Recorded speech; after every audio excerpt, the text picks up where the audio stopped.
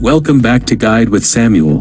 Today, I'll show you how to add a credit card or other payment method to your Roblox account to purchase Robux or premium memberships. First, log into your Roblox account on the official website using a browser. You cannot add payment methods directly in the mobile app. Next, click on the gear icon in the top right corner for Settings and select Billing from the menu. Then, on the billing information page, click on the Add Credit Card or Add PayPal button. After that, fill in your payment details accurately. For a credit card, this includes the card number, expiration date, CVV, and billing address. Click Add Card or Continue with PayPal to complete the process. The payment method is now saved to your account.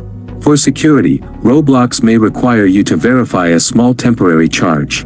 You can now use this method for quicker checkouts on the Roblox platform. If this guide helped you get set up for Robux, please like and subscribe. Thank you for watching.